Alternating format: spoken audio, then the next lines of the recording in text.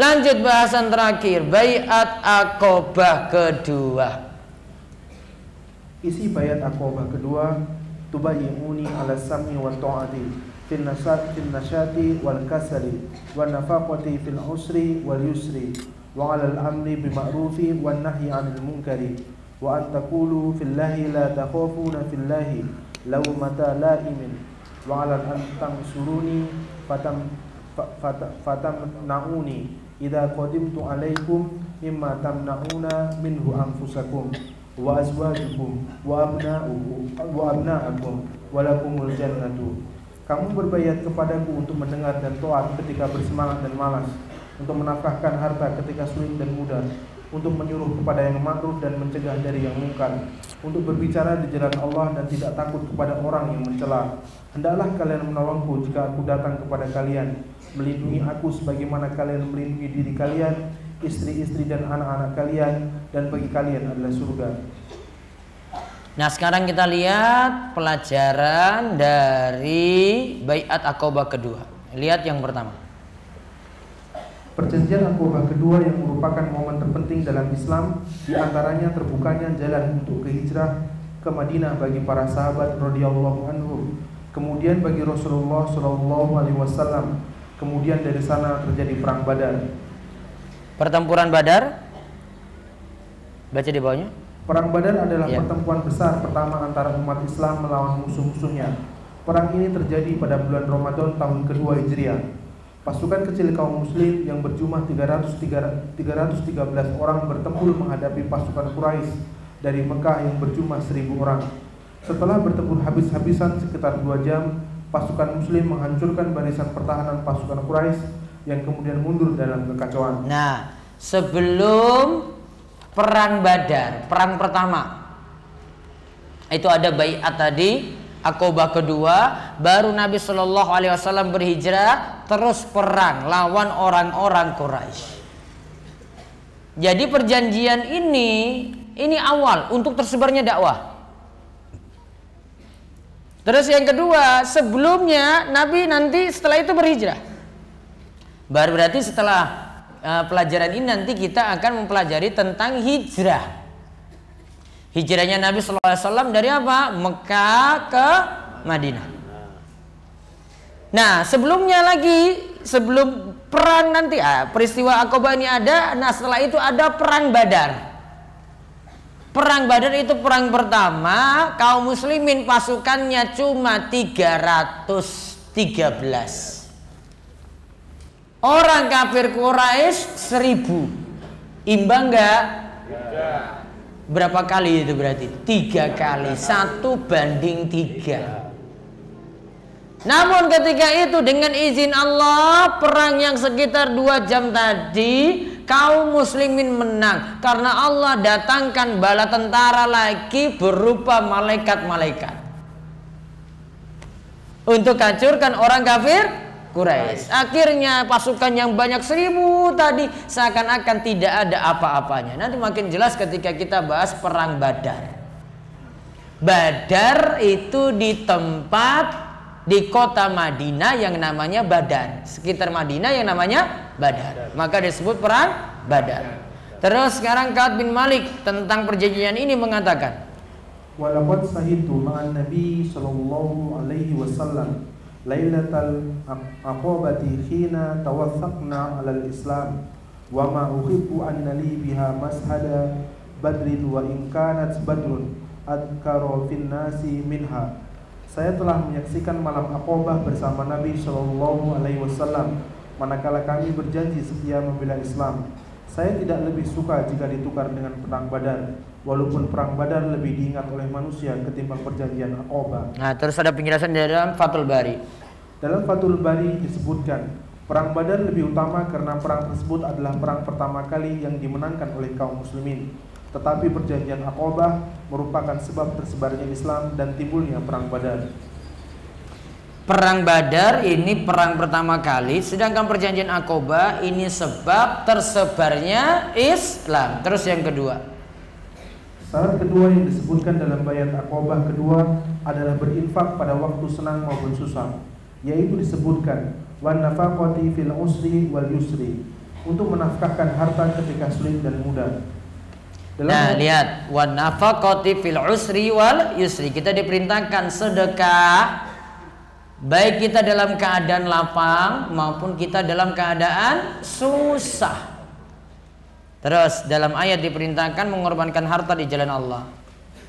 Innamal mu'minuna alladziina aamanu billahi wa rusulihi tsumma lam yartabu wa jahadu bi amwalihim wa anfusihim fi sabilillahi ulaika humus shadiqun. Sesungguhnya orang-orang yang beriman itu hanyalah orang-orang yang percaya kepada Allah dan Rasul-Nya. Kemudian mereka tidak ragu-ragu dan mereka berjihad dengan harta dan jiwa mereka pada jalan Allah. Mereka itulah orang-orang yang benar. Terus ayat di bawahnya lagi setelah Al-Hujurat ayat 15, As-Saff ayat 10 sampai 11.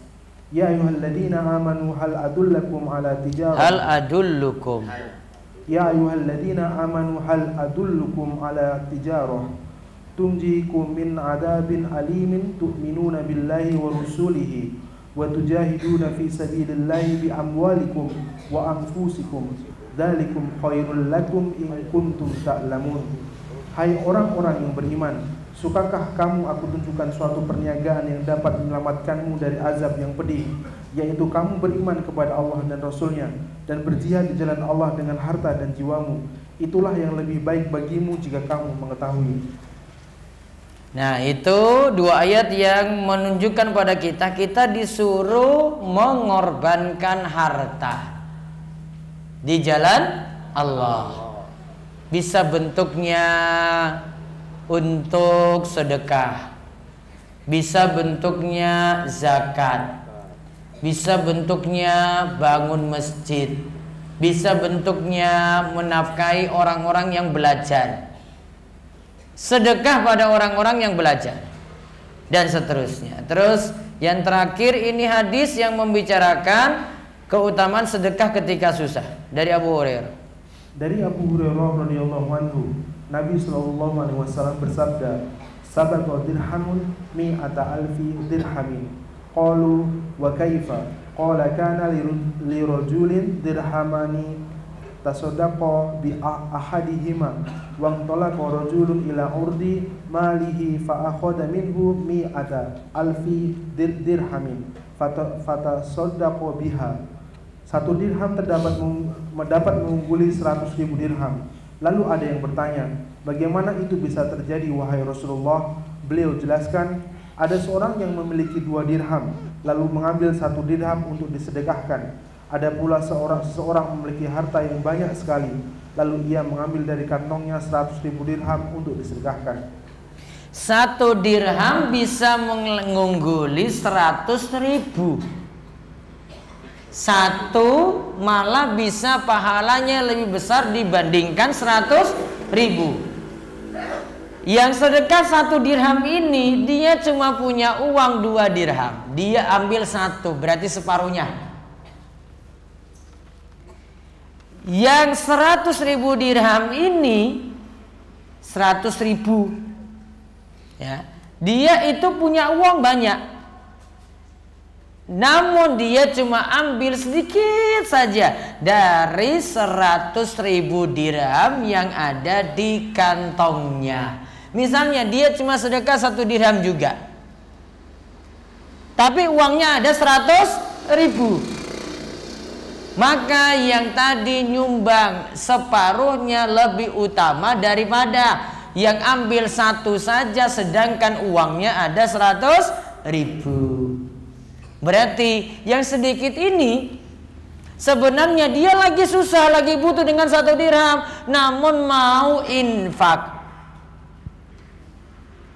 Tentu lebih utama daripada orang yang punya banyak namun cuma nyumbang sedikit saja. Sama, 1 juga seperti orang yang susah. Maka orang yang susah bisa jadi pahalanya itu lebih besar dalam bersedekah dibandingkan orang yang kaya, dikarenakan keikhlasan masing-masing. Wallahu a'lam bissawab. Baik, sebelum lanjut tanya jawab, diumumkan tanggal 15 September nanti tablik akbar di DS Panggang, Warak Girisekar Panggang. Itu pas Ahad Pon. Ahad Pon ya. 15 September jam 8:30 kajian dimulai. Insya Allah ada kaum muslimin yang lainnya pada nyumbang pakaian layak pakai, nanti dibagikan kepada jamaah Gunung Kidul. Yang kedua, karena saya ada daurah pekan depan, untuk malam Sabtu libur 1 kali. Karena saya kalau ngisi kajian itu biasanya habis subuh jam 6 sampai sore jam 3, nggak istirahat. Maka malamnya saya izin libur 1 kali. Ya, pekan depan libur 1 kali nggih, diingat. Terus yang ketiga, besok Sabtu apa Kliwon ya? Sabtu Kliwon nggih. Nah, kajian di Masjid Besar Uda Pelayan seperti biasa ba'da asar. Kemudian Ahadnya Ahad Legi nggih. Nah, Ahad Legi seperti biasa ada kajian di Masjid Agung Al-Ikhlas. Jam 5:30 sampai 5:30 melanjutkan pembahasan Bulughul Maram. Ini ada yang curhat. Ini biar sambil nyinggung ini. Ustadz, ini bagaimana? Keluar dari rumah niatnya ngaji ke Al-Azhar, tapi kok sesudah ngaji membawa sendal milik jamaah lain. Alhasil jamaah yang diambil sandalnya harus pulang tidak pakai sendal. Bahkan ini sudah terjadi 2 kali. Hal seperti itu bagaimana hukumnya? Yang sendalnya hilang, mudah-mudahan Allah ganti dengan yang lebih baik. Kalau 2 kali, mudah-mudahan sodakohnya 2 kali. Kalau 3 kali, sodakohnya 3 kali. Yang ngambil bisa jadi 2 kemungkinan. Yang pertama, nggak hafal sendalnya, bawa pulang sendal orang lain. Namun kok sendal saya yang bagus dibawa pulang? Ya nggak tahu saya itu. Mungkin salah lihat. Nah, makanya hati-hati ketika milih sendal saat pulang. Kalau enggak, solusinya jangan bawa kresek nggih. Nah, itu ada tas, masukkan itu dalam tas sehingga ketika pulang ya dikeluarkan lagi sendalnya sendiri. Aman insya Allah. Dan juga ini peringatan yang lainnya, kesini hati-hati ngambil sendal orang. Kalau wudhu di kamar mandi yang ada WC-nya sah atau makruh? Sah. Boleh enggak? Boleh. Kalau sudah wudhu lalu pakai hand body, apa hukumnya? Boleh.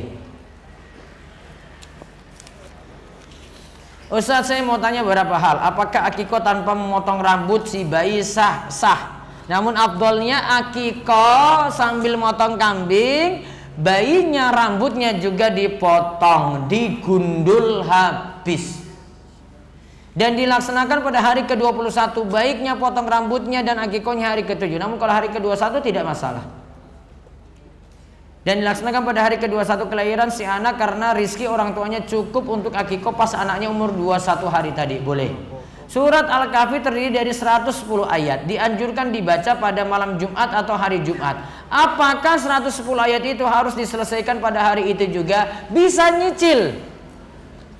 Sholat subuh di hari Jumat dia baca 10 ayat. Mau Jumatan 50 ayat. Sisanya dia rampungkan nanti ba'da asar. Boleh. Bagaimana hukumnya membagikan postingan tentang nasihat baik atau dalil atau hadis terjemahan Al-Quran di medsos, atau sekedar screenshot, download gambar untuk dibikin story WA Ustadz, sedangkan kita belum cukup ilmu untuk itu? Boleh seperti ini. Yang penting setiap ilmu yang disebar, orang yang menyebarkan hendaklah mengamalkan ilmu itu terlebih dahulu. Itu yang lebih bagus. Ada orang menjual rokok tapi tidak merokok. Di mana-mana iklan rokok mematikan. Di dalam Islam apa masih boleh berjualan rokok? Tanya saya kan ini kan? Mau jawab tegas apa biasa? Haram. Rokoknya hukumnya apa? Haram. Jualnya haram. Sama dukung yang haram, ya haram. Ya, berarti baiknya gimana? Hapus rokok dari situ. Pak, Bu, itu Pamela itu punya cabang di mana-mana. Anaknya itu Ustadz itu. Ya, Ustadz Nadi Sawuri itu dulu itu anaknya itu lulusan Madinah itu. Pulang-pulang dia langsung dakwah orang tua. Sekarang rokok tidak ada lagi di Pamela di semua cabang. Ini toko besar. Ini guru warung cilik. Masih hitung-hitung, ini warung besar, toko besar, ya, swalayan besar saja nggak khawatir itu nggak ada loh. Ini sudah warung cilik, banyak utang lagi. Mikir kayak gini berat sekali, rezeki Allah yang tanggung. Saya hapus ini, Allah ganti lagi kan nanti kan? Gitu. Harus yakin. Yang punya banyak ini jualan aja nggak khawatir itu kalau nggak jualan kayak gitu. Ini warung cilik, ya jual kayak gitu terus, ganti, pokoknya ganti solusinya. Oh masih ada ini. Berhubungan dengan bulan Muharram atau Suro, ketika malam siji Suro, tradisi di desa saya masih mengadakan tirakatan dengan membuat nasi kenduri. Apakah nasi tersebut kalau dibagikan boleh atau tidak untuk dimakan Ustadz? Kalau nggak makan lebih bagus. Bagaimana pandangan Ustadz tentang pernikahan yang dilangsungkan pada bulan Muharram? Boleh. Mau ki aku bar jagung lah mau ki. Kalau Wong Wonosari itu malah sudah pinter-pinter nggak mikir kayak begini. Ini biasanya di pelosok-pelosok itu loh. Di desa saya itu belum ada yang pernah buat kayak begitu.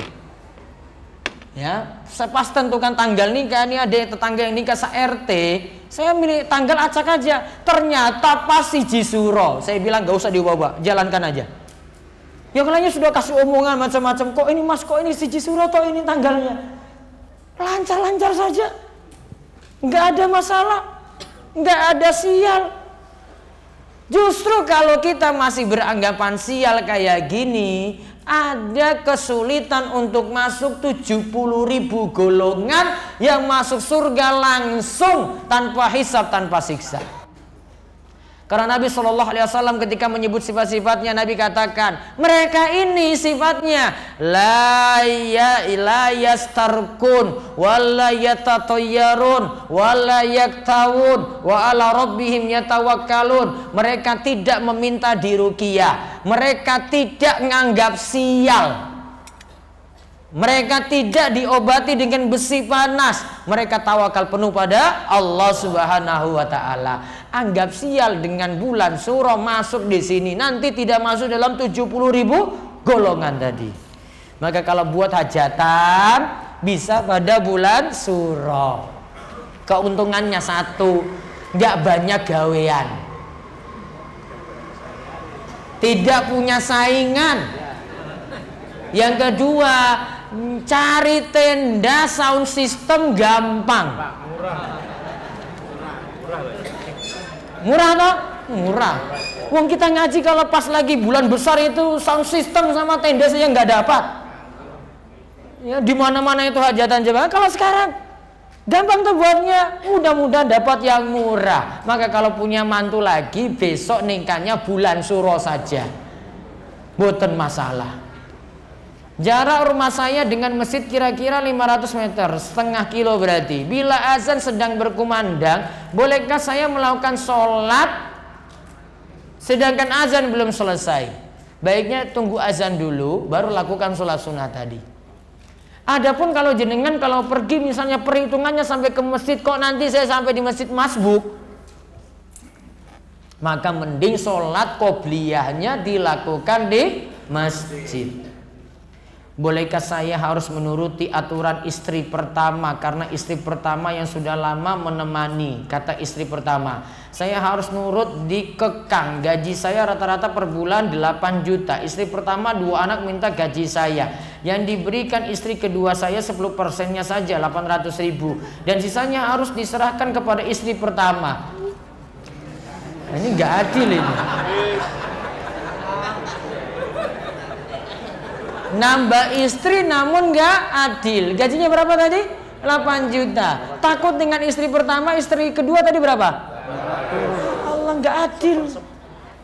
Maka ketika nikah seperti itu butuh keadilan. Kalau nggak mampu nggak usah. Daripada nanti di hari kiamat badannya miring sebelah. Gitu. Tahu miring sebelah kenapa? Orang adil. Itu loh Pak. Jadi timbang-timbang. Paham Bapak? Jangan nuntut-nuntut aku rabi meneh. Orang mikir nanti badannya miring sebelah nanti. Harus adil. Jangan ini takut ini istri pertama. Kalau mau adil ya tadi. Ini butuh berapa, ini butuh berapa. Kalau 8 juta ya ini 4 juta, ini 4 juta dong. Kalau anaknya jumlahnya sama berarti adil. Kalau nggak adil ya sudah satu. Di lingkungan masjid kami diadakan TPA untuk ibu-ibu. Mohon diberi pencerahan agar ibu-ibu tambah semangat dalam pelajari Al-Quran. Walau masih tertatih-tatih. Solusinya adalah kalau simbah-simbah itu diajarkan Quran, ajarkan Al-Quran yang benar, cara bacanya benar, luruskan juga hafalan-hafalan mereka. Al-Fatihah, Al-Ikhlas, Al-Falaq, An-Nas. Ya, terus ada surat-surat pendek yang lainnya dibereskan itu. Tambah lagi, mereka itu nggak bisa diajarkan terlalu banyak pelajaran. Paling senang itu hafalan-hafalan doa. Doa untuk praktek langsung. Zikir untuk praktek langsung. Dengar kayak gitu senang. Oh, saya hafal kayak ini. Itu senang itu. Nah, kalau kasih tingkat tinggi nanti hafal, nanti pelajaran akidahnya, pelajaran hadisnya, wah berat kalau simbah-simbah. Pusing nanti nggak mau ngaji lagi. Betul nggak Mbak nggih? Simbah-simbah betul loh. Hafalan-hafalan tadi praktek yang langsung mereka nanti amalkan. Ada amalan ini nanti mereka amalkan langsung setelah belajar. Ketika pas sholat terasa kentut, sebaiknya sholatnya diteruskan atau dibatalkan. Kalau tidak bisa ditahan lagi, batalkan. Namun kalau masih bisa ditahan, tidak masalah. Apabila ada orang yang berhutang kepada kita namun beliau sudah meninggal, apa yang harus kita lakukan? Ya sudah, ikhlaskan. Wah Ustadz utangnya banyak, ya sudah nagilah pada keluarganya. Wah Ustadz nggak ada yang bisa saya tagih, yo sabar. Di kampung saya banyak warga yang kehilangan uangnya, yang salah satunya dicurigai memelihara tuyul. Gimana cara mengatasinya? Kadang tuduhan pada tuyul ini tuduhan cuma memfitnah orang. Apalagi ditunjuk itu tetangga itu loh, coba lihat wong iki cepat sugih, paling ngingut tuyul. Maka setiap orang yang punya masalah nuduh tetangga A ini. Akhirnya fitnah orang yang nggak benar. Maka kalau tidak ada bukti nggak boleh bilang orang itu memelihara tuyul. Yang kedua, tidak boleh juga berpikiran seperti ini dikarenakan nanti merusak hubungan dengan tetangga. Maka kalau bisa banyak-banyak sabar dulu untuk ini, banyak berdoa pada Allah, mudah-mudahan tidak terjadi lagi dan Allah ganti dengan yang lebih baik. Ustadz, apakah makan makanan ringan setelah wudhu tidak membatalkan wudhu? Makanan yang membatalkan wudhu ketika dimakan cuma satu, yaitu makan daging unta. Daging apa? Kalau daging sapi nggak batal, daging kambing nggak batal, tiwul tempe nggak batal. Makanan ringan tadi, snack atau apa, nggak batal. Bolehkah seorang ibu menjadi imam anak laki-lakinya berumur 9 tahun ketika ayahnya bekerja? Masih boleh. Tadi dijelaskan menuntut ilmu akan dimudahkan jalan ke surga. Apakah hanya ilmu akhirat saja yang dimaksud atau ilmu dunia? Yang dimaksud dengan hadis tadi mempelajari ilmu agama. Adapun mempelajari ilmu dunia tergantung manfaat. Karena ada dari ilmu dunia bisa buat orang selamat, bisa buat orang jadi sesat. Tergantung ilmunya. Sehingga yang dimasukkan dalam hadis cuma ilmu agama saja. Ustaz, setelah wudhu lalu salaman dengan ibu, apakah membatalkan wudhu? Kalau salamannya dengan orang tua itu berarti mahram, wudhunya tidak batal. Yang batal kalau dalam mazhab Syafi'i kalau dengan yang bukan mahram. Namun pendapat secara umum yang tepat menyentuh wanita tidak membatalkan wudhu. Menyentuh istri juga tidak membatalkan wudhu. Nabi SAW pernah tiba-tiba pergi dari tempat tidur, kemudian tinggalkan Aisyah sendiri. Nabi sholat malam. Lantas Aisyah cari-cari Nabi. Gelap itu. Ternyata dapat tumit Nabi. Tumitnya disentuh. Nabi SAW tetap lanjut, menunjukkan bahwasanya menyentuh lawan jenis tidak membatalkan wudhu. Berkaitan dengan cerita KKN yang sedang viral, ada seorang ustadz. Apa ini? Ini yang di Sepenari itu lah. Nah, itu cuma khayalan aja, syirik-syirik dalamnya, nggak usah lihat kayak begitu. Untuk niat puasa wajib malam sebelum fajar, apakah niat puasa dilafazkan?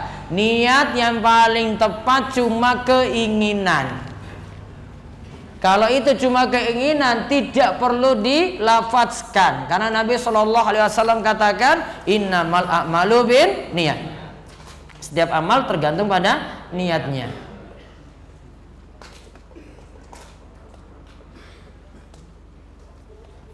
Apakah termasuk dosa besar jika kita sudah tahu suatu amalan tidak ada tuntunan tapi masih melakukannya? Itu berarti masuk bid'ah. Bid'ah itu ya sejajar atau lebih daripada dosa besar. Doa wanita yang sedang haid dan nifas. Alhamdulillah ala kulli hal wa astaghfirullah min kulli dzambin. Tidak ada asal usulnya. Alhamdulillah ala kulli hal itu doa ketika Nabi SAW tidak mendapatkan apa yang beliau inginkan. Tidak sesuai harapan beliau. Beliau baru baca alhamdulillah ala kulli hal. Segala puji bagi Allah atas segala keadaan. Yang dimaksud dengan izza dan ifa. Izza itu kehormatan. Izza dan ifa. Ifa itu kehormatan.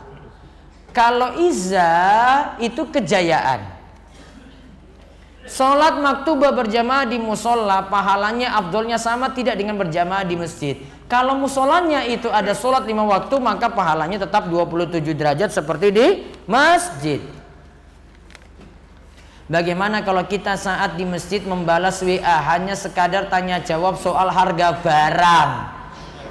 Sama tadi nggak boleh. Jika dalam perjalanan terkena muntah, apa kita harus ganti pakaian atau cukup membasuh pakaian yang terkena muntah tadi? Kesimpulan yang tepat, seluruh mazhab ini sepakat, muntah itu najis. Namun para ulama rinci jadi 2. Kalau muntah yang keluar itu sesuatu yang masuk sudah berubah bentuk dan jadi busuk, baunya nggak enak. Muntah seperti ini najis, dianggap sama seperti kotoran yang keluar dari belakang. Namun kalau muntahnya yang keluar itu sama seperti yang masuk. Biasanya bayi itu ya nyusu, terus keluar susu juga. Susu ini tidak najis. Namun diberi keringanan, ma'fu, diberi keringanan atau dimaafkan jika muntah itu jumlahnya sedikit. Dicontohkan oleh ulama Syafi'iyah, jika ibu anaknya pas habis muntah, terus ibu nyusui lagi, kena susu ibu di situ, maka yang kena ini dimaafkan karena jumlahnya sedikit. Maka dikatakan najis, namun kalau sedikit dimaafkan. Kalau banyak tetap najis, kecuali tadi keluarnya sama seperti masuknya. Itu pendapat sepakat 4 ulama madhab. Terakhir, kalau kurban tetapi tidak sholat, bagaimana hukumnya? Kalau dia kurban kambing, dagingnya boleh dibagi. Yang berkurban tidak diterima kurbannya. Kenapa? Karena tidak sholat. Yang kurban tersebut ikut kelompok atau kurban sapi, apakah tidak mempengaruhi yang lainnya? Saya sudah pernah jelaskan di sini. Kalau 1/7 ini ada satu bagian yang tidak sholat, maka 6/7 diterima ibadahnya, ibadah kurban. 1/7 saja yang tidak diterima, berarti tetap sah. Cuma 1/7 yang tidak diterima kurbannya. Apakah ada dalil atau hadis yang memperbolehkan tarhim? Tarhim ini biasanya istilah kalau mau masuk sholat dia putar suara selawatan. Selawatannya itu tarhim namanya. Ini tidak perlu. Cukup masuknya waktu sholat ditandai dengan kumandang azan. Apakah ada dalil atau hadis yang memperbolehkan menganjurkan sholawat sebelum mengumandangkan azan? Tidak perlu. Langsung masuk pada azan. Terakhir, apa yang dimaksud dengan sesungguhnya kedudukanmu terletak pada akhir ayat yang engkau baca? Ini bagi penghafal Al-Quran. Irtaki, naiklah kalian sesuai dengan ayat yang terakhir kalian itu baca. Dia karena ngulang-ngulang terus apa yang dia baca terakhir, nah itu nanti jadi bacaan dia ketika di surga kelak. Wallahu a'lam bissawab. Sekali lagi pekan depan liburnya, dan ditunggu kajian akbar di Darussolihin Ahad Pon 15 September jam 8:30. Lebih datang lebih awal lebih bagus karena agak padat untuk kajian tersebut. Wallahu a'lam. Kita cukupkan, kita tutup dengan doa kafaratul majlis. Mudah-mudahan bawa ampunan bagi kita semuanya. Subhanakallahumma bihamdika asyhadu an la ilaha illa anta astaghfiruka wa atubu ilaik. Assalamualaikum warahmatullahi wabarakatuh.